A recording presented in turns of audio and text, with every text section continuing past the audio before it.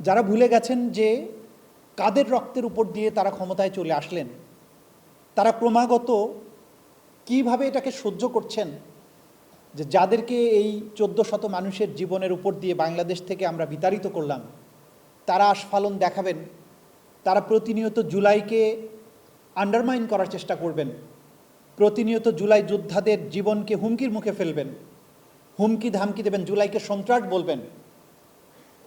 আমাদের এই বিপ্লবের অন্যতম নায়ক ওসমান হাদিকে সন্ত্রাসী বলার ধৃষ্টতা দেখাবে। আপনারা চেয়ে চেয়ে দেখেন, এই জন্য কি আপনাদেরকে ক্ষমতায় বসিয়েছিলাম? এই জন্যই কি বিপ্লব হয়েছিল? ১৭ বছর রাজনীতিবিদরা যারা ক্ষমতায় আছেন তারা সহ, যারা ক্ষমতায় নাই তাদের সহ বলছি, কিছুই কিন্তু করতে পারেন নাই। এই জেনারেশন জি যেটা ৩৬ দিনে করে দেখিয়েছে, এদেরকে ভুলে যাওয়া মানে নিজের রক্তের সাথে বিশ্বাসঘাতকতা করা।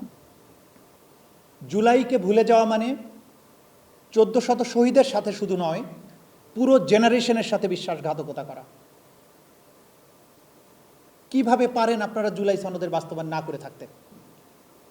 যে আকাঙ্ক্ষা, যে মুক্তির আকাঙ্ক্ষা নিয়ে প্রত্যেকটা তরুণ ঝাঁপিয়ে পড়েছিল, তারা তো বলেছিল দেশটা কারো বাপের না। তা আপনারা বাপের দোয়া, ভাতিজির দোয়া, কন্যার দোয়া গোটা বাংলাদেশ ভরে ফেলছেন কেন?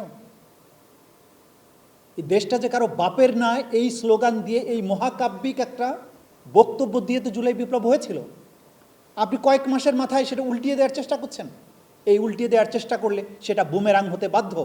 আপনারা অচিরেই সেটা হয়তো উপলব্ধি করবেন। আমরা চাই না সেই পরিস্থিতির সৃষ্টি হোক। দয়া করে সংযত হন।